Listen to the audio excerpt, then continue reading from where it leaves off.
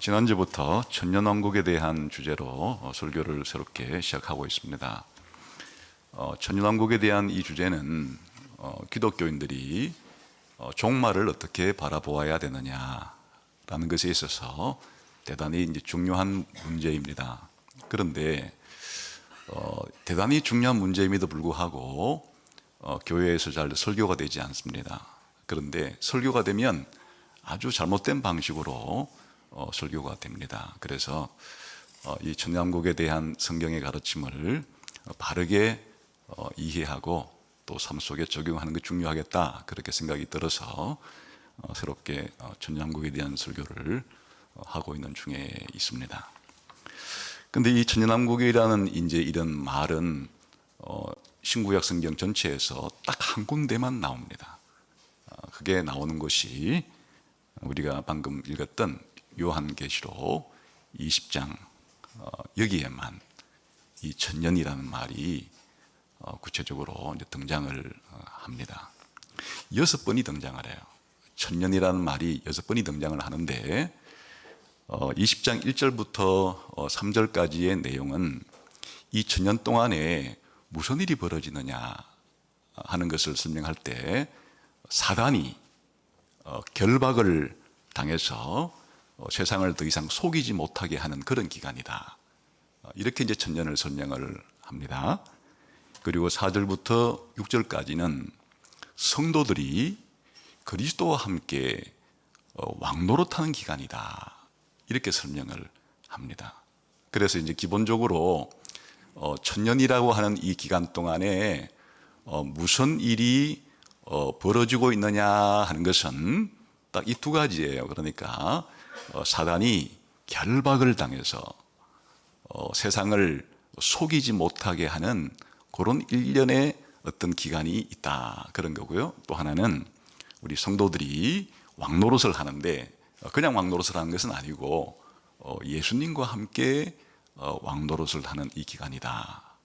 그러니까 뭔가 대단히 중요한 것은 분명해요. 그런데 이제 이것을 해석을 해야 되는데, 그러면 이 천년이라고 하는 이 기간이 언제를 가리키는 것이냐 하는 것이고, 또 천년 동안의 성도들이 예수님과 왕노릇을 한다고 하는데 그럼 어디서 한다는 얘기냐. 그래서 이 천년 왕국이라고 불리는 이 시대, 그리고 이 천년왕국이라고 불리는 이 장소에 대한 해석이 이제 아주 중요합니다.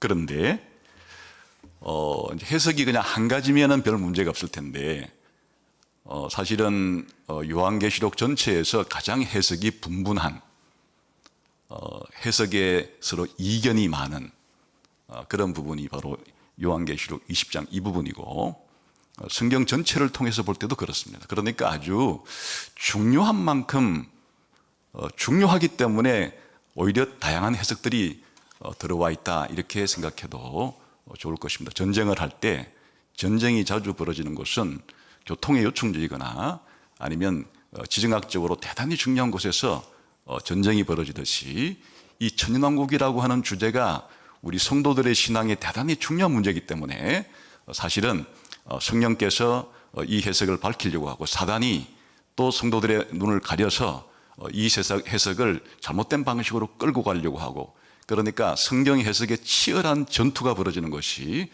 바로 이 요한계시록 20장의 천년왕국에 대한 그런 내용이기도 하다, 그런 겁니다. 사실은 이 요한계시록 20장이 차지하고 있는 위치가 성경 전체로 볼 때 대단히 중요한 위치에 지금 있습니다. 성경이 우리에게 이제 말해주려고 하는 중요한 구속사의 그런 시작과 진행 과정과 완성에 있어서 우리가 이제 흔히 구속사의 시작부터 완성까지의 이런 일련의 과정을 4개의 중요한 사건으로 그렇게 분류를 합니다. 창조, 타락, 구속, 완성. 이게 하나님이 지금 만드신 이 세상이 흘러가는 시간표예요. 이 세계사의 시간표는 어떻게 흘러가는가 하니까 하나님이 세상을 창조했는데 이 창조된 세상이 타락을 했고 하나님께서 예수님을 통해서 이 세상을 다시 구속하시고 그리고 예수님을 통해서 다시 이 구속을 완성하신다. 이렇게 지금 세계사가 흘러가고 있는 것이에요. 성경은 이걸 가르쳐 주기 위한 것이에요. 하나님의 창조와 그리고 피조물의 타락과 하나님에 의한 다시 구속과 이 완성을 우리들에게 가르쳐 주기 위해서 이 성경을 우리들에게 기록해 준 겁니다. 그런데 사실 성경 66권 중에서 이런 면에서 제일 중요한 장이 창세기예요. 창세기는 성경 전체의 서론에 해당이 되고 창세기 중에서도 서론 중의 서론은 창세기 1, 2, 3장이에요. 이 창세기 1, 2, 3장에 창조와 타락 이야기가 담겨 있습니다. 그러니까 창세기 1, 2, 3장은 장수로는 3장이지만 이 내용적으로는 성경의 50%에 해당되는 겁니다. 창조와 타락 이야기가 창세기 서론 중의 서론인 창세기 1, 2, 3장에 다 들어있다. 엄청 중요한 장이에요. 저는 요한계시록 20장과 21장, 22장 이 세 개의 장도 마찬가지의 중요성을 가지고 있다고 생각하는 사람이에요. 요한계시록은 성경의 결론인데 요한계시록의 결론 중의 결론이 성경의 결론 중의 결론이 뭔가 하니까 바로 요한계시록 20장부터 22장까지 요 마지막 세 장이 들어있어요. 이 20장부터 22장까지의 이 내용에는 구속과 완성에 대한 핵심이 들어있습니다. 그러니까 요한계시록 20장부터 22장까지의 세 개 장이지만은 이게 성경의 50%의 내용을 차지하고 있다. 이렇게 생각해도 과언이 아니에요. 그러니까 대단히 중요한 지금 이 위치에 천년 왕국이라고 하는 이 내용이 들어 있어서 이것이 그렇게 단순한 문제는 아니고 굉장히 중요한 어떤 기독교의 진리를 말해주는 내용이겠구나. 이 정도는 이 성경이 전체적으로 펼쳐지는 이 무대 속에서 요한계시록 22장이라고 하는 이 내용이 굉장히 중요한 자리에 차지하고 있구나를 아시게 되면 그렇게 이제 생각이 들 겁니다. 자, 그런데 이 요한계시록 20장을 읽으면서 2000년 동안에 요한계시록이 기록된 때가 주후 한 90년대 후반 중반 정도 됩니다. 그러니까 한 90 한 5년 6년 정도라고 이제 우리가 생각할 수 있는데 이때부터 지금 2000년 동안 우리 예수 믿는 사람들이 이 구절을 읽으면서 해석을 해야 되지 않겠어요?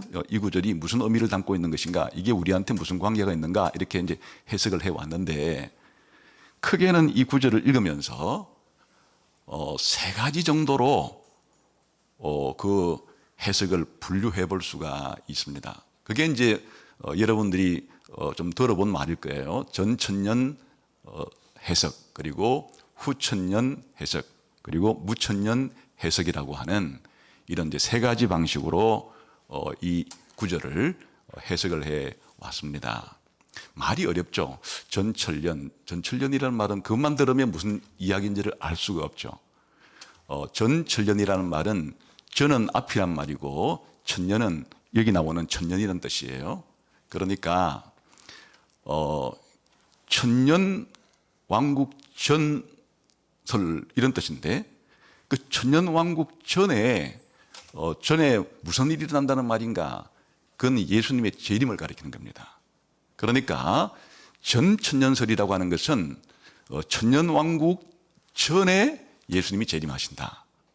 말이 길죠. 말이 기니까 예수님 재림 천년 왕국 전에 예수님 재림하신다. 이거를 줄여서 전천년 즉 해석이라 이렇게 이름을 붙이는 겁니다. 왜 그러면 이렇게 해석을 하는가? 지난 시간에 말씀을 드렸듯이 요한계시록 19장 11절부터 21절에 예수님 재림이 나오니까 지금 20장에는 천년왕국이라는 말이 나오고 그러니까 이거를 연속해서 19장과 20장을 시간적인 연속 순서대로 일어났다고 이제 해석을 하게 되면은 그렇구나. 예수님이 19장에 재림을 하셨고 그 다음에 20장에 천년왕국이 있으니까 이것을 천년왕국 전에 그럼 19장에 예수님이 재림했다. 이렇게 해서 이름을 그렇게 전천년설이다 이름을 이렇게 붙인 겁니다. 그러면 후천년적인 해석은 뭔가? 정반대죠. 기본적으로 20장 7절부터 10절까지의 사단이 지옥 불못에 던져지는 것이 나오는데, 이건 명백하게 예수님의 재림 때 일어날 일이라고 이제 해석을 하게 되면은, 그러면 요 20장 1절부터 6절까지에 나오는 내용은 기본적으로 예수님이 재림하기 전에 일어나는 일이 되는 거고, 이 천년왕국 후에 이제 예수님이 재림을 하게 되는 거죠. 그래서 이름을 그렇게 후천년 이렇게 이제 붙인 겁니다. 그런데 이런 전천년설과 후천년설은 전부 다 그러면 시간은 예수님의 재림을 중심으로 앞이냐 뒤냐 이제 이렇게 해석을 할 수밖에 없겠죠. 그런데 장소는 어디냐? 둘 다 현재 우리가 지금 예배드리고 있는 이 땅에서 이런 천년왕국이 이루어진다는 겁니다. 마치 지금 미국 대통령이 백악관에서 미국이란 나라를 이렇게 다스리고 있듯이, 대한민국 대통령이 용산 대통령 집무실에서 대한민국을 다스리고 있듯이, 예수님께서 이 땅으로 오셔서 이 땅에서 이제 직접 통치를 하신다는 뜻이에요. 그런데 그러면 무천년설이라는 것은 뭔가, 이 무라는 말이 들어가니까 굉장히 이제 천년왕국을 부정하는 듯한 인상을 줄 수가 있어. 이름을 제대로 잘 지은 것은 아니에요. 근데 이제 무천년설이라고 할 때 무라는 말은 뭘 강조하기 위한 것인가 하니까 앞에 나오는 전천년설이 틀렸다는 뜻이에요. 후천년설도 틀렸다는 뜻이에요. 예수님이 재림하기 전에 천년이 땅에서 일어나건, 예수님이 재림하고 난 후에 땅에서 일어나건, 이런 땅에서 일어나는 천년왕국은 없다 그 뜻이에요. 그러면 천년왕국은 어디서 일어난다는 말인가? 지금 현재 예수님께서 하나님 보좌 우편에 계시면서 지금 하늘에서 예수님이 통치하고 있기 때문에, 이 천년이라고 하는 이 왕국은 예수님이 성천 때부터 예수님이 재림할 때까지의 기간을 가리키는 것이고, 그리고 예수님께서 땅에서 그렇게 행정부를 구성해서 국가를 구성해서 이렇게 다스린다는 말이 아니고, 현재 하나님 보좌 우편에서 재림하실 때까지 그렇게 하늘도 다스리고 땅도 다스리시는데, 그 장소는 어디에 예수님이 계신가 하니까 지금 하늘에서 계시는데, 하늘에서 가리키는 이것을 요한계시록의 20장에서 지금 말해주고 있는 것이다, 이런 의미예요. 그러니까 이제 이 내용을 좀 구체적으로 풀게 되면, 우리가 흔히 말하는 전천년설이라는 것은 이제 우리가 이해하기 쉽도록 말을 만들게 되면, 예수님 재림 후에 이 지상에서 일어난 천년 왕국, 이런 해석이 되는 것이고, 후천년설은 예수님 재림 전에 지상에서 천년 왕국이 벌어질 것다는 해석, 이런 뜻이 되는 거고, 무천년설이라는 것은 예수님 초림부터 재림 때까지 예수님께서 하늘에서 지금 통치하고 있는 천년왕국, 이런 이제 해석이 되는 겁니다. 그런데 그러면 이제 이렇게 해석의 차이를 가져오게 되는 이제 가장 중요한 것은, 그러면 왜 그런가 하면, 사실은 이제 이 천년이라고 하는 이 말을 문자 그대로 해석할 것인가, 아니면 천년이라는 이 말을 문자 그대로가 아니고 상징적인 의미를 담고 있는 상징적인 숫자로서의 천년인가에 따라서 이제 이런 해석이 달라지게 됩니다. 기본적으로 전천년설이 되었건 후천년설이 되었건, 기본적으로는 이 지상에서 벌어지는 그런 왕국인데, 지상에서 벌어지는 이런 이제 왕국이란 뜻은 무슨 뜻인가 하면 이런 겁니다. 이 천년왕국은 지금 같은 시대는 아니에요. 천년왕국이 되면 황금의 시대가 되는데, 그야말로 정치, 경제, 사회, 문화, 예술 등 모든 게 예수님 중심으로 마치 중세 이상의 기독교 국가와 같이 아주 찬란한 그런 시대이긴 한데, 이 시대가 영원한 천국은 아니에요. 이 시대에는 신자와 불신자가 섞여 살기도 하고, 또 그래도 질병이 생기기도 하고, 또 죽기도 하고, 이런 지금보다는 좋은 시대이긴 하지만은 영원한 천국 같지는 않은 그 중간쯤 해당이 되는 그런 일종의 시대가 이 땅에서 일어난다고 보는데 기간은 문자적으로 천년이라는 기간 동안에 일어난다 이렇게 보는 것이란 말이죠. 그런데 무천년이라고 부르는 이 해석은 이 천년을 그렇게 문자적으로 해석하면 안 된다. 문자적인 것이 아니고 이것은 상징적으로 어떤 일정한 기간을 의미하는 그렇게 보아야 하고 그 장소도 예수님이 하늘에서 지금 다스린다고 하는 그런 개념이다. 해서 어쨌든 이 천년이라고 하는 말을 문자적으로 해석해야 되느냐 상징적으로 해석하느냐에 따라서 이런 이제 기본적인 해석의 차이가 생깁니다. 그러면 여러분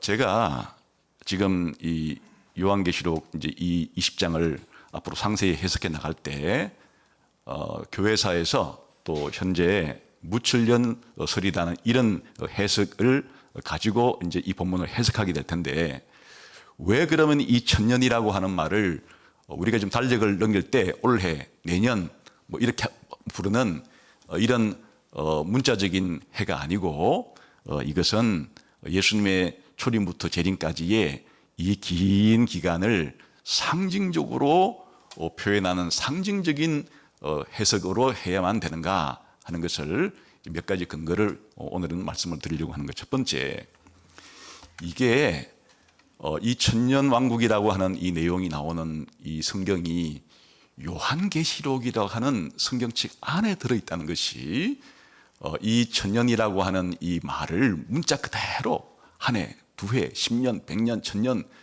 이렇게 해석해서는 안 되고 상징적으로 해석해야 된다고 하는 기본적인 분위기를 형성을 해줘요. 왜냐하면 글이라고 하는 것은 말이라고 하는 것은 그 장르에 따라서 해석하는 기본적인 원칙이 달라야 합니다.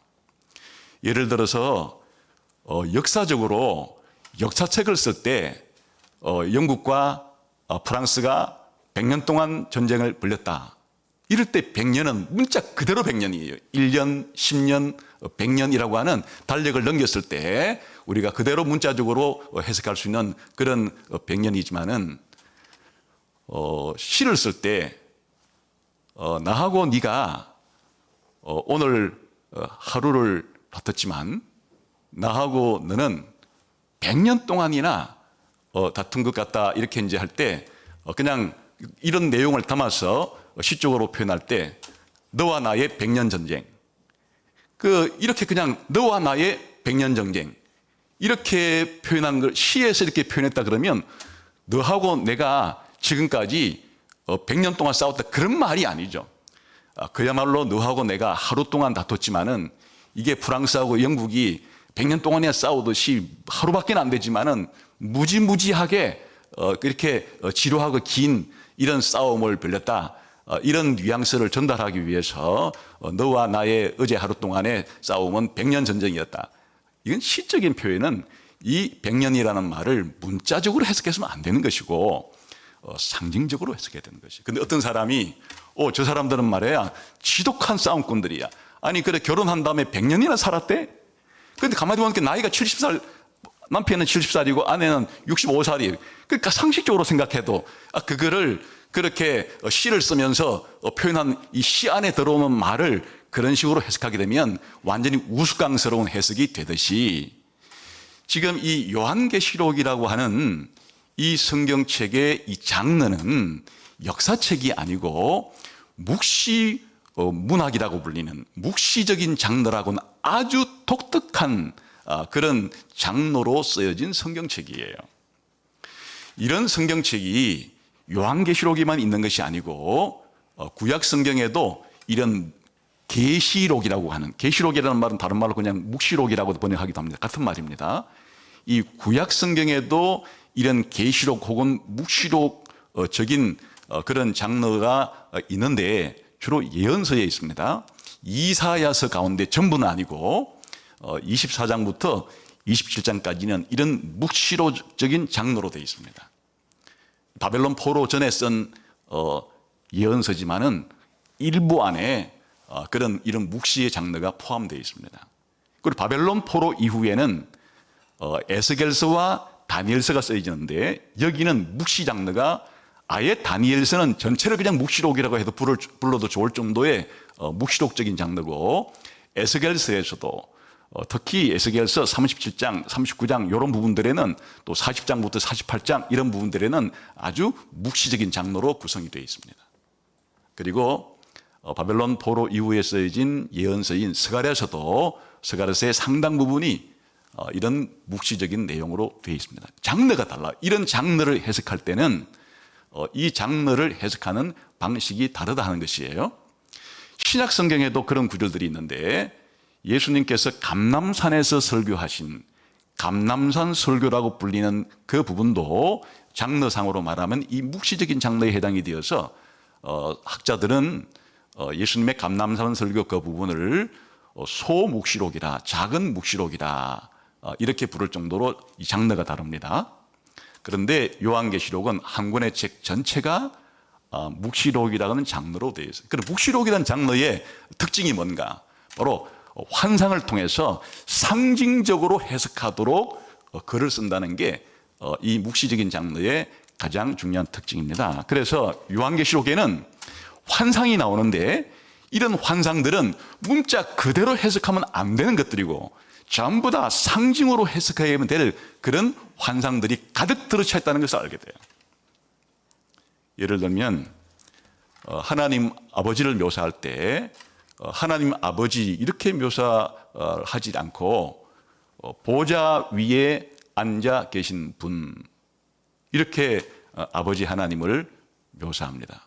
보좌에 앉아 계신 분이라는 것은 문자 그대로 아버지 하나님께서 이런 지상에 있는 왕자에 앉아 있다는 식으로 해석하면 안 되죠. 성부 하나님, 아버지 하나님이 영이신데 어떻게 아버지 하나님이 몸을 가지시고 이런 의자에 아버지 하나님이 앉아 있을 수가 있단 말이에요. 그 상징적인 표현이라 그 말이에요. 그 왕자라는 말 자체가 통치하는 사람이 앉는 자리이기 때문에 하나님이 온 세상의 통치자이시다, 하나님이 왕이시다 하는 상징적인 의미를 하나님 아버지께서 보좌에 앉아 계신다 이렇게 표현. 사도 요한의 눈으로 볼 때는 아버지 하나님이 보좌에 앉아 계신 것처럼 눈에는 환상으로 보였으나 그 해석은 문자 그대로 하나님이 하늘의 왕자에 앉아 계시네 이렇게 해석해서는 안 되고, 하나님께서 왕자에 앉아 계시다고 표현된 이것의 의미는 하나님을 만왕의 왕으로, 이 세상의 왕으로 설명을 하고 있구나, 이런 뜻이 되는 것이고요. 이 요한계시록에서는 예수님을 어린 양으로 표현해요. 그러니까 하나님 보좌에 계신 아버지께 어린 양이 다가가서 손에 좌우로 기록된 7인으로 봉해진 두루마리를 받아요. 지금 사도 요한이 요한계시록의 환상을 볼 때는 어린 양이 보좌에 앉아 계신 분에게 나가는 거예요. 그런데 그 어린 양을 누구를 묘사하는 것인가 하니까 예수님을 그렇게 표현하는 거예요. 예수님이 지금 하늘에서는 갑자기 변신을 해가지고 어린 양으로 변신해서 계신다, 그런 말이 아니죠. 지금 문자적으로 예수님이 어린 양이 되어서 하늘에 있다는 얘기가 아니죠. 예수님께서 우리 죄를 위해서 십자가에 죽으신 희생제물이 되신 그것을 강조하기 위해서 예수님을 어린 양으로 표현한 것이고, 또 갑자기 상징이기 때문에 환상이 확 바뀌어서 그 어린 양이 사자가 되기도 해요. 갑자기 예수님이 어린 양이 되었다가 사자가 되었다가 상징적으로 예수님을 표현하는 겁니다. 예수님을 사자로 표현하는 것은 온 세상을 통치하실 만물의 짐승의 왕인 사자처럼 묘사하는 것, 예수님이 왕이시라는 것을 상징하기 위해서 그렇게 표현하는 것이. 그런데 갑자기 예수님이 성천하고 난 다음에는 어린 양이 되었다가 사자가 되었다가 이렇게 문자적으로 해석할 바보가 어디 있겠어요. 그렇게 해석을 할 수가 없는 것이에요. 그리고 이 요한계시록에서는 성령님을 하나님 보좌 앞에 켜진 7 등불이라고 말해요. 그것이 곧 하나님의 7 영, 성령이라고 불러요. 성령님이 어떻게 등불이겠어요? 그 등불이 사도 요한이 눈으로 환상을 볼 때는 하나님 보좌 앞에 등불이 7개가 켜진 것으로 보았지만은 문자 그대로 의미가 아니라 그것은 바로 성령님을 상징하는 것이다, 그런 말이고요. 이 요한계시록에서 교회를 표현하는 여러 가지 말이 있는데 교회를 7촛대로 표현하기도 하고 2촛대로 표현하기도 하고 14만 4천 명으로 표현하기도 하고 어린 양의 신부로 표현하기도 하고 새 예루살렘으로 표현하기도, 전부 교회에 대한 다양한 그런 이미지와 상징들이에요. 그리고 우리가 인간을 타락시키는 원흉이었던 사단, 마귀라 부르는데 요한계시록에서는 그 사탄이 어떤 식으로 등장하는가 하니까 머리가 7개고 뿔이 10개고 붉은색으로 된 용. 그러니까 지금 하늘의 천사가 이 용을 잡아다가 무주갱에 넣기도 하고 이 용을 잡아다가 지옥 불못에 던지기도 하는데, 그냥 사탄이 진짜 생김새는 머리가 7개가 달렸고 뿔이 10개고 전체의 피부 색깔은 붉은 것이 사탄이다, 그런 게 이 세상에 있는 것처럼 이렇게 문자적으로 해석할 사람이 어디 있겠어요.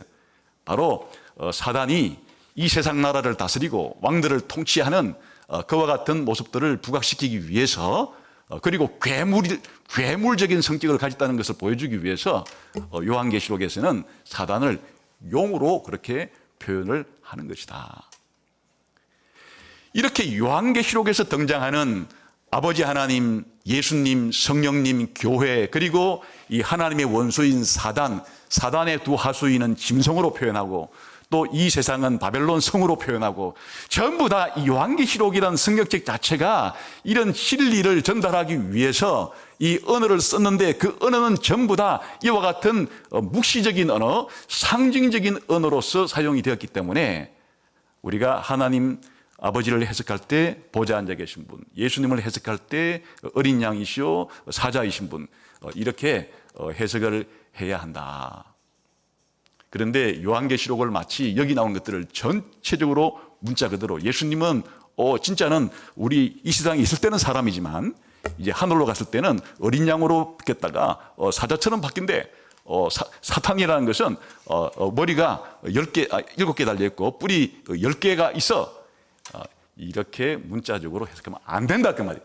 그런 해석은 완전히 요한계시록이라고 하는 이 성경의 장르 자체를 전혀 반대로 해석하는 우를 범하게 된다, 그런 말이. 그래서 기본적으로는 무슨 뜻인가 하면, 이 요한계시록 20장에 천년왕국이 나오는 이 요한계시록 전체가 묵시록이라고 하는, 계시록이라고 하는 독특한 성경의 장르로서 이 안에 담긴 그런 환상들은 거의 상징적으로 해석하도록 되어 있는 그런 책이다 하는 것이, 이 천년을 문자적으로 해석하면 안 되고 상징적으로 해석해야만 되는 1차적인 그런 배경이 되는 겁니다. 두 번째는 요한계시록에서는 이렇게 하나님 아버지와 예수님과 성령님과 교회와 사단과 이 세상을 상징적으로 표현할 뿐 아니라 숫자도 마찬가지로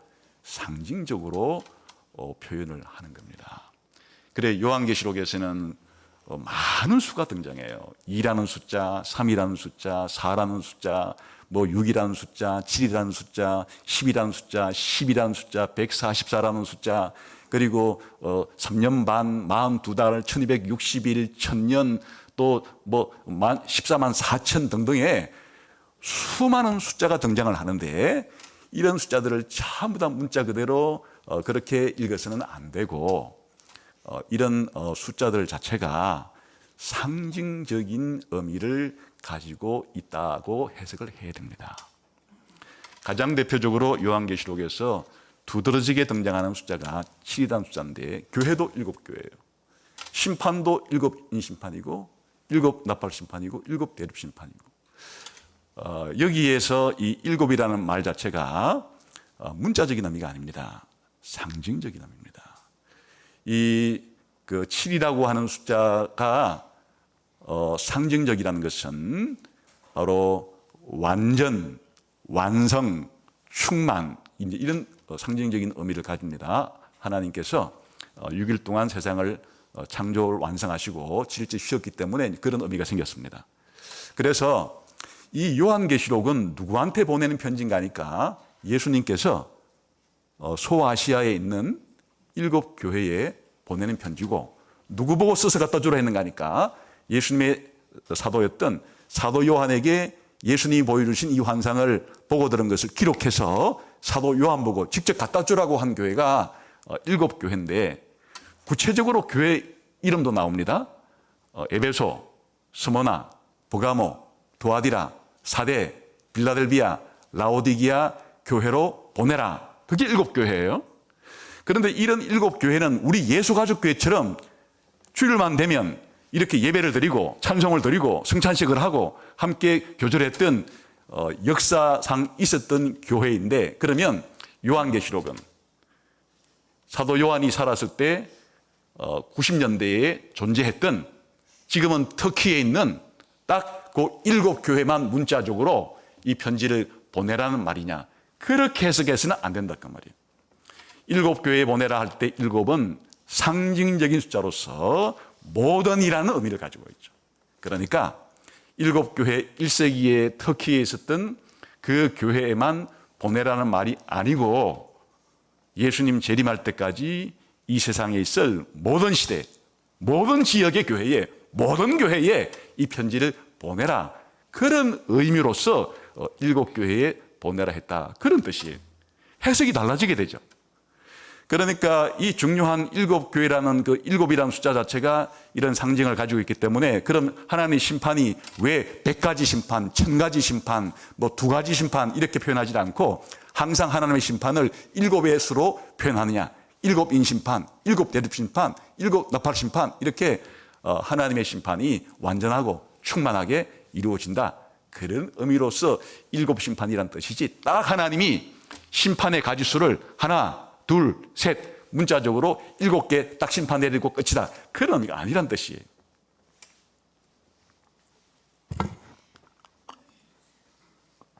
예수님을 묘사할 때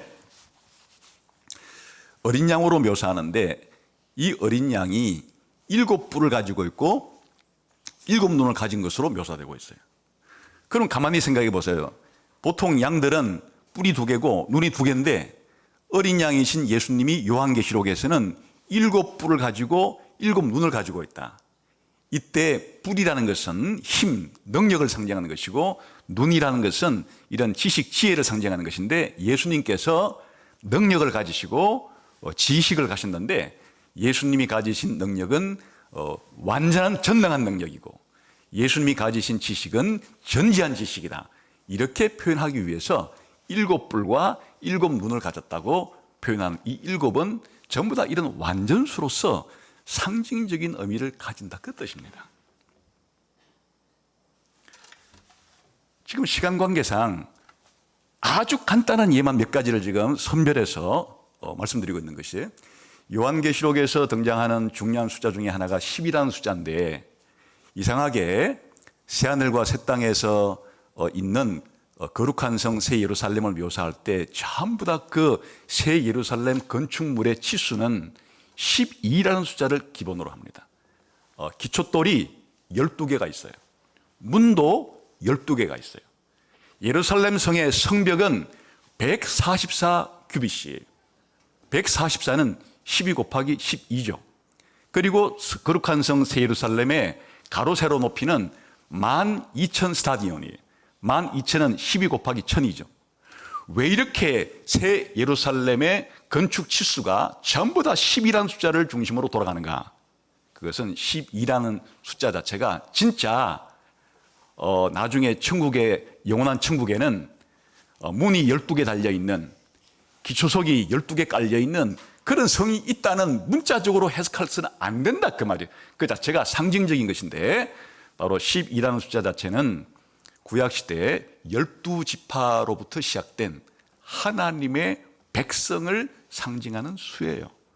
그래서 새 예루살렘의 기초돌에는 12 기초석이 있고, 새 예루살렘의 문의 성문 이름은 전부 다 12지파의 이름이 기록됐다, 이렇게 표현된 것 자체가 신약시대에 예수님께서 12사도를 뽑으신 것도 바로 신약 시대의 하나님 백성의 그와 같은 이 출발점을 구약 시대의 12지파와 같이 형식을 맞추어서 그렇게 12로 표현했기 때문에 거룩한 성 예루살렘의 모든 숫자가 12인 것은 신구약 시대의 모든 하나님의 백성을 상징하는 그런 수들이에요. 무슨 뜻인가 하면 요한계시록에 나오는 대다수의 이런 숫자들이 전부 다 상징적으로 해석해야 되는 숫자이다. 그래서 14만 4천 명이라고 부르는 이 하나님의 백성들도 거기에 14만 4천이라는 수가 왜 나왔냐? 그것은 144 곱하기 1000인데 144라는 것 자체가 12 곱하기 12가 144죠. 그러니까 구약시대와 신약시대의 성도들을 곱해놓은 숫자에다가 1000이라는 숫자를 곱해서 하나님의 백성 전체의 수를 묘사하는 상징적인 숫자지. 그냥 땅에서 일을 맡고 구원받을 숫자가 우리가 선거할 때 한 명, 두 명 개수하듯이 그렇게 딱 14만 4천 명만 딱 끝나면 구원 끝, 그 다음부터는 구원 없음, 그런 식의 문자적인 숫자가 아니라 그 말이죠. 예수 믿는 하나님 백성 전체를 그냥 표현할 때 14만 4천 명이다, 이렇게 상징적으로 표현하는 것이다. 요한계시록이라는 성경책 자체가 묵시적인 장르로서, 계시록이라는 장르로서 이렇게 여기에 등장하는 인물이 되었건, 그리고 이 등장인물들이 어떤 사건에 연루되어서 벌어지고 있는 모든 숫자들이 전부 다 이게 상징적으로 되어 있는 그런 책이라는 것이 바로 천년을 문자적으로 해석해야 되느냐, 상징적으로 해석해야 되느냐의 가장 중요한 배경이 된다. 그럼 당연히 상징적으로 해석해 맞겠구나라는 것을 알 수 있겠죠. 그럼 20장 10절 한번 내용을 읽어봅시다. 자, 20장 1절부터 3절까지 시작. 내가 보매 천사가 무저갱의 열쇠와 큰 쇠사슬을 그의 손에 가지고 하늘로부터 내려와서 용을 잡으니 곧 옛뱀이요 마귀요 사단이라 잡아서 천년 동안 결박하여 무저갱에 던져 넣어 잠그고 그 위에 임봉하여 천년이 차도록 다시는 만국을 미혹하지 못하게 하였는데 그 후에는 반드시 잠깐 놓으리라. 자, 여기에 등장하는 용이라는 말, 또 천사가 쇠사슬을 가지고 열쇠를 가지고 쇠사슬로 용을 묶어서 무저갱의 열쇠를 열고서 사단을 그 안에 집어넣고 또 문을 잠그고, 이런 표현 자체가 이게 문자적인 이게 해석을 해야 되는 것입니까? 아니면 상징적으로 해석해야 되는 것입니까? 우선 용 자체가 지금 사단을 용이라고 부르는데 신약 성경 전체 아니면 신구약 성경 전체에서 사단이요 마귀는 어떤 존재입니까? 하나님께서 천사로 만들었던 존재가 타락한 존재죠. 그럼 천사의 특징은 뭐가 없습니까? 몸이 없어요. 그냥 하나님처럼 영적인 존재로만 지음받은 피조물이 천사예요. 그러니까 이 사단이라고 하는 이 타락한 천사의 우두머리는 그냥 몸이 없는 그냥 바람 같은, 바람보다도 더 불가시적인 이 영적인 존재예요. 그런데 이 영적인 존재를 잡으려고 쇠사슬을 만들어서 그 사단을 꽁꽁 묶는다? 어떻게 그 사단을 문자적인 쇠사슬로 묶을 수가 있다는 뜻이에요. 또 이 사탄을 강볼 때 영적인 존재인데 어떻게 문자적인 그런 감옥에다가, 무저갱이라는 감옥에다 가둘 수가 있겠어요? 지금 여기에 사단을 표현하는 용이라는 것과 그리고 쇠사슬, 그리고 열쇠, 무저갱, 이런 표현들 전체가 상징적으로 해석하지 않으면 해석이 불가능한 그런 내용인데, 그럼 나머지는 다 상징적으로 용이라고 표현된 것은 사단이고, 또 쇠사슬과 열쇠와 무저갱도 문자적인 그런 것으로 해석하면 안 되고 다 상징적인 것으로 해석을 해야 된다고 해석을 해놓고, 딱 사단을 결박하는 요 천년 동안이라고 하는 천년은 이건 절대로 그 상징적으로 해석하면 안 되고 딴 건 다 상징인데 요 천년이라고 하는 요 숫자만 문자적으로 해석해야 돼. 이게 어떻게나 이게 지금 상식적인 선에서 이런 해석을 할 수가 있다는 뜻이에요. 나머지 이 천년이 나오는 앞뒤의 말 전체가 전부 다 사단을 용이라고 부르고, 그리고 이 사단을 묶는 쇠사슬이나 무저갱에 가두는 열쇠나 이런 것들을 전부 다 상징적으로 해석해야 마땅하듯이 요한계시록 20장에 나오는 이 천년이라는 기간도 당연히 다른 것들과 똑같이 이 숫자도 상징적으로 해석해야만 말이 되는, 문맥이 통하는 그런 것이 아니냐 하는 것이.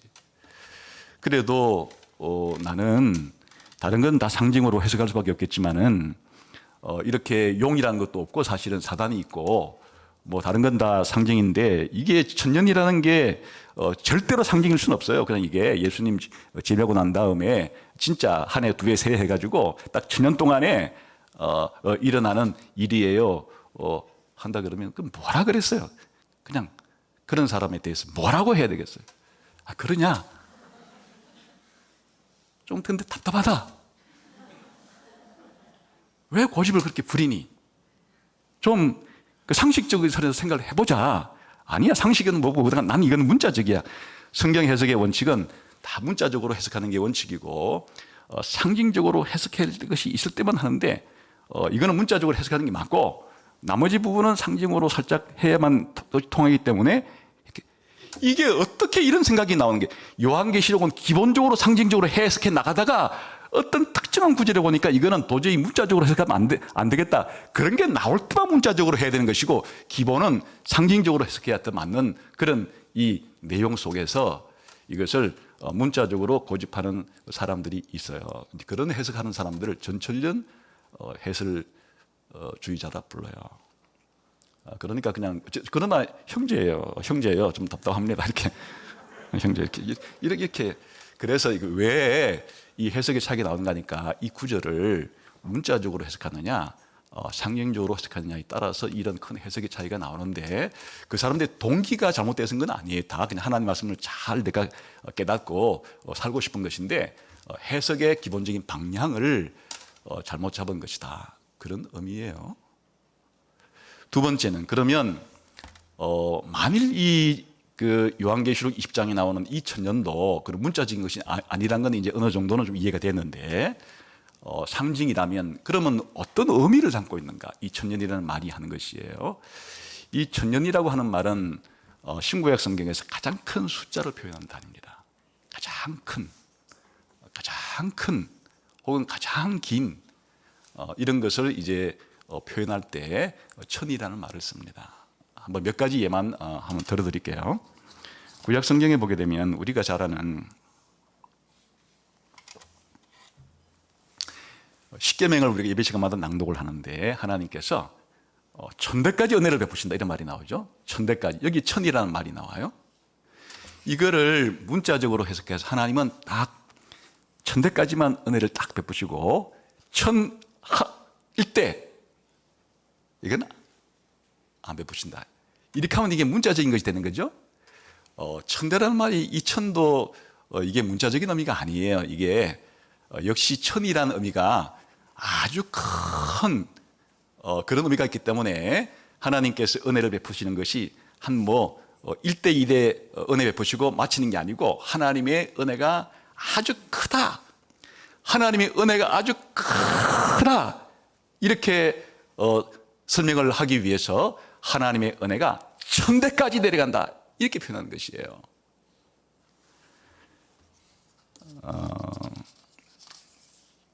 뿐만 아니라 그 다양한 구절에서 이런 내용들을 살펴볼 수가 있는데요. 신명기 1장 10절에 보게 되면은 너희 조상의 하나님 여호와께서 너희를 현재보다 1000배나 많게 하시기를 원한다 이렇게 말했는데, 그러면 이스라엘 백성의 수가 애굽에서 나올 때 한 남자만 계산해서 60만 명쯤 되었으니까, 앞으로 하나님께서 너희들에게 복을 주시기를 원하는데 60만 명의 1000배쯤 그렇게 복을 주시기를 원한다. 그럼 천배는 뭐예요? 60만 명, 600만 명, 6천만 명? 6억? 6억이에요? 그럼 중국 사람보다는 적네요, 오늘날. 인도 사람보다도 적네요. 하나님이 지금 중국 사람이나 인도 사람보다는 좀 적은 한 6억 명쯤 그렇게 되도록 앞으로 자손들을 번성해 주기를 원. 그런 말이 아니죠. 지금 이 너희들을 1000배나 할 때 이 1000은 가장 큰, 그러니까 하나님께서 여러분들에게 엄청난 복을 주셔서 엄청난 수가 생겨나기를 원한다. 그런 표현이라는 뜻이에요.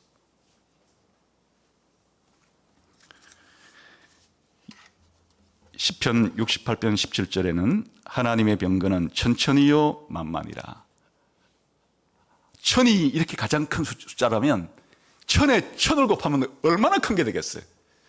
또 천의 10배인 만에다가 또 만을 곱하면 얼마나 크겠어요? 그러니까 이스라엘에서는, 아니 성경에서는 막 크고 큰, 엄청나고 엄청난 것을 표현할 때는 천을 천으로 곱한 천천이라고 표현하는 거예요. 더 강조하고 싶으면 만만이라고 표현하는 것이. 신약 성경도 예외가 아닙니다. 요한계시록 5장 11절에 보게 되면 내가 또 보고 들으매 보좌와 생물들과 장로들을 둘러쓴 많은 천사의 음성이 있으니 그 수가 만만이요 천천이라. 지금 하나님 보좌 주변에 천사들이 둘러서 있는데 천사가 한 몇 정도가 지금 하나님 보좌 주변에서 지금 하늘에 있을까? 헤를 수가 없죠. 헤를 수가 없는데 적지는 않아요. 하나님께서 꽤 많이 만들었어요. 그러면 지금 하나님 보좌 우편에서 많고 많은 천사들이 있다 이렇게 표현할 때 그 천사의 수가 어떻게 표현하면 되겠어요? 천이다. 이러면 그만 해도 되긴 되는데 천사의 수가 천이 있다 이렇게 해도 되긴 되는데 좀 뉘앙스가 그럼 좀 부족하죠. 그러니까 하늘에 있는 천사들이 천천이다. 천 곱하기 천이다. 만만이다. 만 곱하기 만이다. 천천하고 만만은 엄청난 숫자가 차이가 나는데 붙여가지고 천천히요 만만이다. 이 자체가 엄청난 큰 수를 가리키는 것입니다. 이렇게 천이라고 하는 이 숫자 자체가 아주 큰 숫자로서 신구약 성경에서 계속해서 상징적으로 써요. 딱 문자적으로 쓰이는 것이 아니에요. 그렇기 때문에 이 요한계시록 20장에 1000년 동안의 통치할 때 이 1000년도 그렇게 한 해, 두 해, 세 해 계산해가지고 그런 1000년이 아니고 상징적인 1000년인데 상징적인 1000년이라는 뜻은 이 1000년이라고 표현할 때는 어떤 의미를 그럼 담고 있다고요? 아주 오랜 기간이라는 의미를 가진, 아주 오랜 기간이 될 거다. 그러니까 사단을 결박해가지고 무저갱으로 넣어서 만국을 미혹하지 못하게 하는 그 기간이 꽤 오랜 기간이 될 거다, 그런 뜻이고, 예수님께서 하늘에 승천하셔서 재림할 때까지의 하늘에서 통치하시는 그 예수님의 이 통치의 기간이 꽤 오랜 기간이 될 것이다, 그런 뜻이고, 이 예수님이 하늘에서 통치하는 그 기간 동안에 그럼 지상에서는 무슨 일이 벌어지는가 하니까 사단을 결박시켜서 만국을 미혹하지 못했다고 하는 표현은 이제 그 뒤에 나오는 사단이 잠깐 놓여가지고 또 뭐 하기 시작하는가 하니까 또 만국을 미혹하는 일을 시작하죠. 그리고 교회를 공격하는 일을 시작하죠.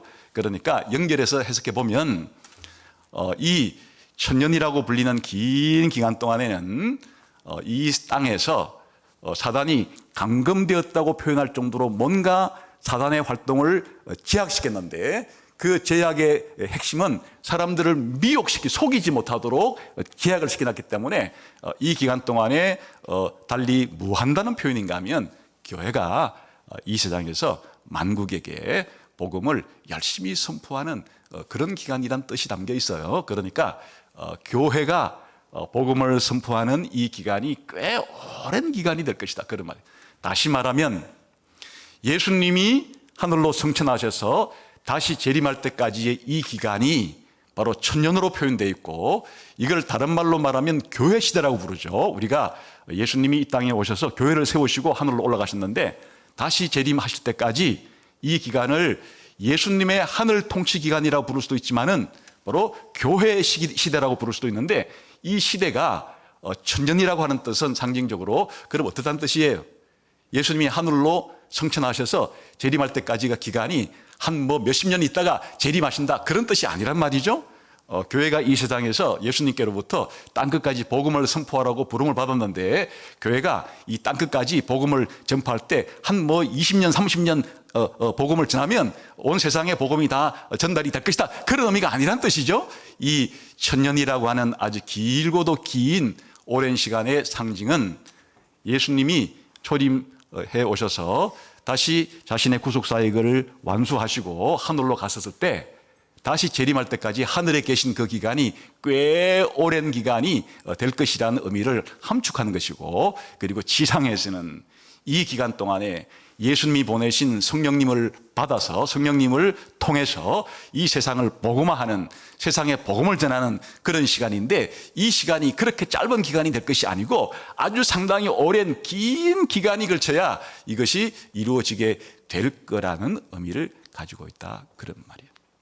이게 길다 보니까 어떤 문제가 생기는가 하면 불신자들이 기독교인을 조롱하기 시작해요.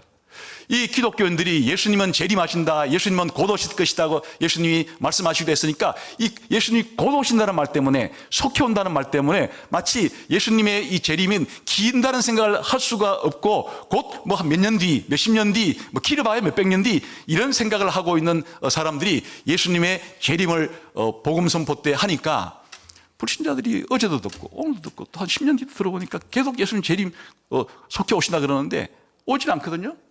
야, 예수님 재림한다고 너희들이 말하는데 예수님 재림이 언제 온단 말이냐?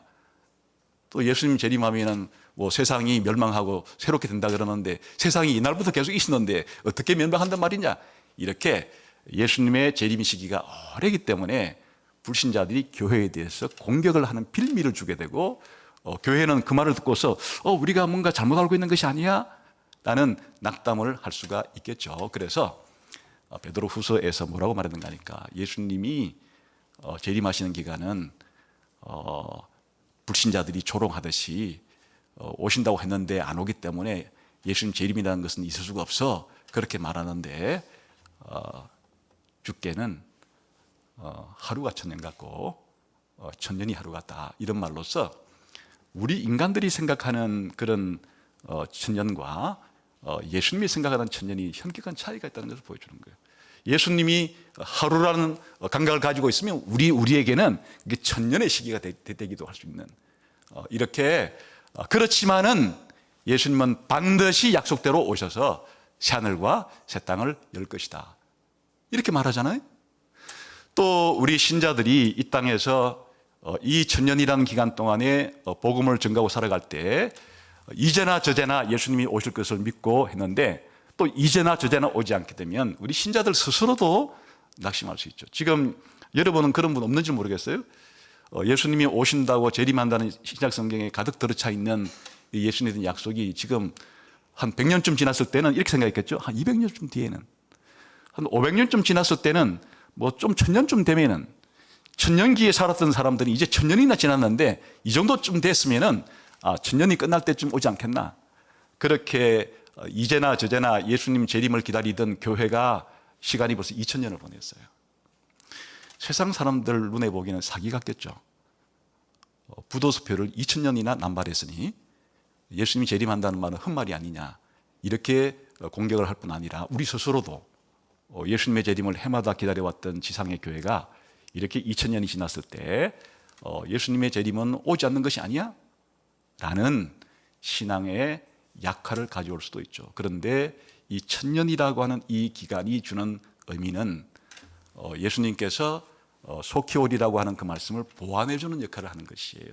구속사적인 측면에서 볼 때 예수님이 이 땅에 오셨기 때문에 남아있는 것은 재림밖에 없긴 해도 그 기간이 우리가 생각하듯이 또 그동안 교회에서 2000년 동안 많은 성도들이 생각했듯이 그렇게 짧은 기간이 아니라 우리의 생각보다는 길고도 긴 시간이라고 하는 상징적인 의미가 이 천년이라고 하는 의미 속에 담겨 있는 겁니다.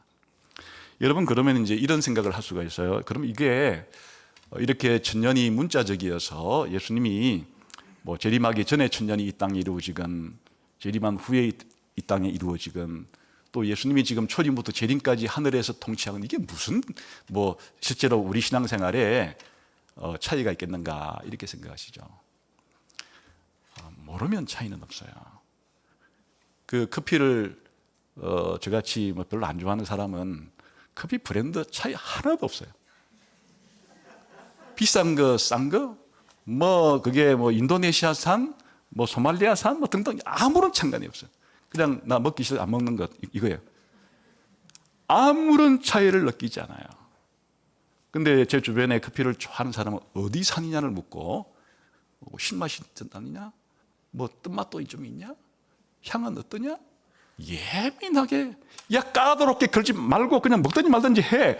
이게 차이를 모르는 사람의 이야기고, 그 차이를 아는 사람은 그 차이가 대단히 중요하듯이 그냥 신앙생활을 이 땅에 살아가는데 그냥 뭐 예수님 재림이 있으면 없고 예수님 재림이 없으면 어때? 그냥 뭐 교회 가서 마음 편하면 좋고 그냥 뭐 신앙생활 하면서 좀 뭐 다른 사람이랑 좀 사이좋게 지내면 좋고 뭐 이거면 됐지. 무슨 뭐 부활이 있으면 어떻고 없으면 어때? 예수님 재림이 있으면 없고 없으면 어때? 무슨 뭐 이 영원한 천국이 있으면 없고 없으면 어때? 그냥 지금 마음 편하게 좀 살다 뭐 가면 뭐 되는 거지. 이런 신앙생활을 하는 사람은 이런 차이가 아무런 차이가 중요하지 않죠. 그런데 진짜 예수님의 재림을 기다리고 진짜 이 영원한 천국이 있다는 것을 믿는 사람에게는 관심이 있을 수밖에 없죠. 지금 살아가는 이 세상은 사실은 복음을 전하고는 있지만은 괴로움이 가득한 세상인데 이 괴로움이 언제나 끝날까? 그리고 이 세상의 복음화가 언제나 완수될까? 예수님 재림을 통해서 영원한 이 천국은 언제나 이루어질까? 이거를 생각하는 사람들에게는 이 차이가 대단한 차이를 가져옵니다. 어떤 차이가 있는가 하면 전철전이든 후철전이든 영원한 천국은 생각할 것도 없고 그냥 이제 이 세상의 역사가 펼쳐질 때 기다려야 되는 것은 천년왕국을 기다려야 되는 겁니다. 기다리는 것은 그냥 영원한 천국을 기다리는 것이 아니고 이 땅에서 우리가 지금 먹고 마시고 두 발을 딛고 살고 있는 이 땅에서 천년왕국이 이루어져야 된다는 것에 주된 관심이 있을 수밖에 없어요. 근데 후철년은 어떤 생각을 가지고 있는가 하면 이게 이 천년왕국이 와야 예수님 재림한다는 겁니다. 이 천년왕국이 이 지금 우리가 지금 살아가고 있는 이 시대에 교회 시대가 거의 막 끝에 정치, 경제, 사회, 문화가 완전히 기독교 국가식으로 완전히 변화되는 이런 그 세상이 되어야만 예수님이 오시는 것이고 그런 세상을 우리가 못 만들면은 예수님이 못 오시는 거예요. 그러니까 이런 역사관을 가지게 되면은 어떤 사고방식으로 발전될 수밖에 없는 거 아니까 우리 기독교인들이 정치도 습권하고 경제도 휘어잡고 사회문화 예술을 휘어잡아가지고 이 대한민국도 기독교 국가로 만들고 일본도 기독교 국가로 만들고 중국도 북한도 기독교 국가로 만들고 전 세계를 기독교 국가처럼 만들어서 정말 황금의 시대를 만들어야 그 끝에 예수님이 오신다. 완전히 우리의 인생관과 역사관과 우리가 오늘 어떻게 살아야 될지에 대한 이해가 달라질 수밖에 없죠. 그런데 그것은 대단히 역사에 대한 낙관적이고 긍정적이고 진취적인 생각이긴 하나 비성경적이죠. 성경에서 예수님 재림하기 전에 우리 교회가 이 세상을 이 황금의 시대로 만들어 놔야만 예수님 재림할 거라는 것은 추측이지 성경적인 생각은 아니기 때문에 문제가 있는 것이, 그렇게 될 수도 없는 것이, 될 수도 없는 것을 신기리로 쫓아서 교회가 이 세상을 기독교화 시켜야 된다, 이렇게 잘못된 역사관을 가졌기 때문에 잘못된 행동을 하게 되는 이런 문제가 생기게 되는 것이에요. 그럼 전철전설은 문제가 없냐? 그렇지 않아요. 이 전철전설의 기본적인 역사관은 예수님 오셔서 천년왕국의 시상의 나라가 완성될 때까지는 세상은 점점 악화되는 거예요. 점점 악화되어서 이 세상이 그야말로 이 적그리스도가 이 세상을 완전히 지배하는 그런 특히 이 세대주의 전천년설에 의하면 완전히 적그리스도가 무시무시한 7년 대환란의 왕처럼 전 세계 국가를 만들어서 전 세계 정부를 만들어서 전 세계를 완전히 그냥 장사도 못하게 하고 막 엄청난 고통의 수렁텅이에 지옥은 아니지만은 뭐 새끼 지옥 정도 되는 그런 세상으로 만들어 지금 가고 있기 때문에 미래에 대한 이 역사에 대한 이해가 상당히 비관적이에요. 그리고 예수님이 재림해서 반전시켜서 이 땅에서 그렇게 새 역사를 만들 것이다. 그런데 문제가 되는 것은 그 정부가 유대인 중심이라는 거예요. 즉 구약 성경에 예고된 것이 유대인들에 대해서 약속한 것이기 때문에 유대인 중심이어서 다시 무너졌던 성전을 다시 저 예루살렘에다가 지금 그 황금의 돔 그 사원에다가 진짜 에스겔의 말에는 에스겔 40장에 48장에 나오는 그 성전의 형태대로 다시 지어서 다시 거기서 제사를 드리고 또 예수님은 옛날 다윗 왕처럼 유대인 중심으로 전 세계 국가를 통치한 유대인들이 대한민국의 왕이 되기도 하고 일본의 왕이 되기도 하고 뭐 중국의 왕이 되기도 하고 예를 들자면 이런 식으로 유대 중심의 세계 제국이 형성된 거다. 완전히 소설 쓰는 것이에요.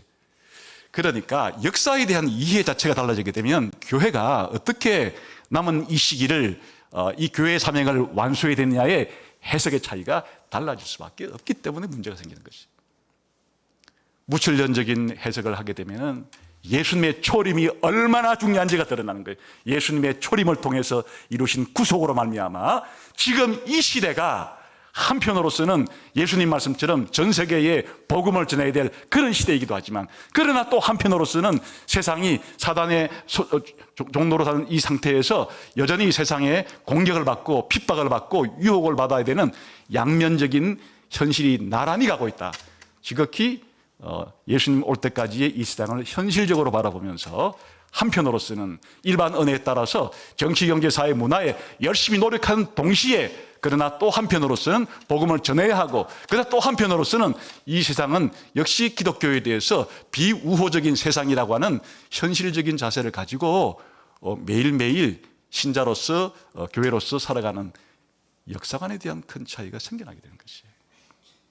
다시 말하면 오늘 지금 현재 여기에서 내가 어떻게 살아야 되는지에 대한 중요한 방향 감각을 태도를 좌우하기 때문에 문제가 되는 것이에요. 그래서 흔히 1992년에 예수님 재림하기 때문에 학교에 나와라, 가정에 튀쳐나와라, 직장에 나와라. 예수님 재림하면 끝이고 휴가 되면 지상은 7년 대환란으로 들어가기 때문에 지금 공부 좀 더 해가지고 필요 없어, 다 나와. 무슨 뭐 학교 땅 사고 집 사고 다 집에서 나와. 무슨 학교 당길 필요가 뭐가 있어. 직장에서 다 나와. 이렇게 해서 한 그러한 시한부 종말론은 어디서 나오는가 하는 게 전부 다 세대주의적인 전철연설을 가진 사람들이 한 발짝만 잘못 디디면 그런 시한부 종말론으로 빠지면서 현재의 삶에 대해서 대단히 비관적이고 대단히 부정적이고 현재의 삶은 무의미한 것처럼 그런 세계관을 가지고 살아가게 되는 것이에요. 그러나 그냥 대도 안 될 일을 서울을 성시화시키고 대전을 성시화시키고 대한민국을 기독교 국가로 만들어야 된다고 아무리 외친들 그게 성경이 그렇게 하도록 된 게 아니기 때문에 그냥 부도수표를 남발할 수밖에 없는 그런 사고방식을 가진 사람들의 세계관은 다 어디서부터 비롯되느냐? 전부 다 기본적으로는 이런 후천년적인 세계관을 가지게 되면 그런 식으로 잘못된 허황된 꿈을 쫓아서 교회를 몰아가기 시작하는 것이에요. 그러니까 어떤 천년왕국설을 믿든지 간에 영원한 천국에 들어가는 것은 하등의 차이가 없이 나중에 거기서 다 만나겠지만 그때 가면 이제 멋쩍어서 좀 썬웃음을 지으면서 그때 내가 그렇게 사실은 좀 안 했으면 좋을 뻔했는데 사실 뭐 그때 그래가지고 이렇게 해도 뭐 괜찮아. 뭐 사실 그때는 우리 모두가 성경 해석을 할 때 다 실수도 있고 다 잘못하기도 하고 뭐 나도 그런 적도 많고 그러니까 뭐 지금 됐잖아. 이렇게 할 수 있는 날은 와요. 사실은 오는데 그때가 되기 전까지는 이 교회를 어떤 시각으로 바라봐야 되는지, 교회와 세상과의 관계가 어떻게 지금 작동하고 있는지, 역사가 어떻게 흘러가서 어떻게 완성되는지에 대한 이해는 판이하기 때문에 우리가 살아가는 데는 많은 차이겠다. 그러면 이런 설교를 한 번도 안 듣고 다니는 사람들은 그럼 뭐예요? 무천년적인 입각에서 세계가 살아갈 수도 없겠죠? 또 뭐 세대적인 전철력에 따라 살아갈 수도 없겠죠? 몰라, 그냥 모르고 그냥 대충 살아가 주의가 되는 거죠. 몰라, 대충 살아가 천년주의. 그게 사실은 세상이 더 많죠. 대부분은 그렇죠. 그런데 저는 이것을 잠재적 무천년주의자라고는 부르는데 왜 그런가 하면 신약 성경의 어떤 설교를 듣든지 간에 예수님 재림하면 우리 모두가 부활하고, 예수님 재림하면 우리 모두 심판받고, 예수님 재림하면 불신자는 지옥 가고, 예수님 재림하면 신자는 천국 갑니다. 이게 다른 신약 성경을 해석할 때 딱 그런 본문들만 나오는 거예요. 이런 천년왕국 소리는 한 번도 들어본 적이 없어요. 그러면 그런 건 몰라도 그냥 잠재적으로 예수님 재림하면 세상에 종말이 오고 천국과 지옥이 이 땅에 이제 생겨나게 되는구나, 이렇게 생각하고 살아갈 거기 때문에 아예 이런 천년왕국설에 대한 견해를 하나도 안 듣고 자세히 안 들은 사람은 제가 볼 때 50절은 되는 거예요. 묻지마, 몰라, 천년주의가 된 거니까. 이런 사람들은 설교 여기저기 들었을 때 그냥 잠재적으로는 무천년이 가리킨 그 비스무리한 그런 역사관을 가지고 살아가기 때문에. 그런데 어떤 책을 읽거나 유튜브를 들었는데 뭐 7년 대환란, 휴거, 뭐 적그리스도, 666, 그리고 지상 천년왕국, 이런 얘기를 듣는 순간에 세상에 이런 것이 있었어? 세상에 이런 게 성경이 있었단 말이야? 쇠뇌를 당하고 난 다음부터는 이제 성경 바라보는 시각도 바뀌게 되고, 쇠뇌 당했기 때문에 안경이 거기 666으로 꼈기 때문에 이 세상에 666이 언제 나타나나 이게 이제 계속 이렇게 해서가지고 중동에도 관심을 가지고, 뭐 러시아, 중국, 뭐 한국, 소련, 뭐 전염병 한번 터지면 또 그때가 아닌가, 7년 대환란이 가까운 거 아닌가, 휴거 때가 다가온 게 아닌가, 또 무슨 뭐 크레디트 카드가 생기면 666 그래 이게 벌써 그 크레디트 카드 되는 게 아닌가, 이런 식의 부적절한 전혀 건강하지 않는 이 역사의 현실에 대한, 특히 중동 지방에 대한 지대한 관심을 가지고 맨날 유튜브에 그런 거나 보러 다니고 하면서 이제는 사람이 아주 이상한 사람이 되어서 마치 방콕에 한 1년 있다 나온 사람이 이상한 사람이 되듯이 거기에 물들게 되면 세상이 다 그렇게 보이기 시작합니다. 약간 과장을 포함해서 제가 그러니까 기본적으로 신약 성경이 가리키는 바는 이런 천년왕국을 못 들었어도 그냥 예수님 재림하면은 무슨 일이 벌어지는가 하니까 신자든 불신자든 부활하는 거예요. 그리고 부활한 다음에는 당연히 최후의 심판이 있는 거예요. 그리고 최후의 심판이 있으면 당연히 불신자는 영원한 지옥으로, 신자는 영원한 새하늘과 땅으로 들어가. 이게 전부 다 예수님 재림으로 패키지로 일어난 일들인데 그냥 무철전설이 아닌 다른 해석을 취하게 되면은 신자의 부활과 불신자의 부활이 천년이 떨어져 있고, 또 영원한 천국과 예수님의 재림과는 또 뭐 천년 이상이 떨어져 있고, 그냥 기괴한 성경 해석이 나오게 되는 것이에요.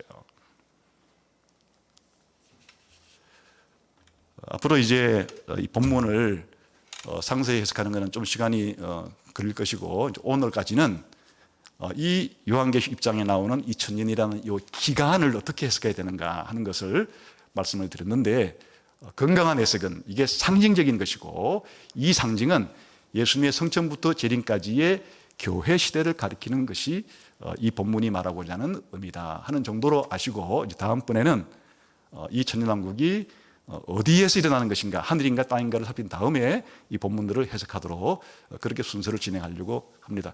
기도하겠습니다. 하나님 아버지, 감사합니다. 오늘 요한계시록 입장 말씀을 통해서 하나님의 구원 계획, 하나님께서 가지고 계신 구속사의 계획에 대해서 다시 한번 좀 자세하게 살필 수 있는 기회를 가졌습니다. 하나님께서 계획하신 대로 세계사를 바라보고 하나님께서 이끌어 가시는 대로 구속사의 흐름을 잘 이해해서 이에 발맞추어서 우리의 신앙 자세를 바르게 하게 도와주시기를 원합니다. 예수님 이름으로 기도하옵나이다. 아멘.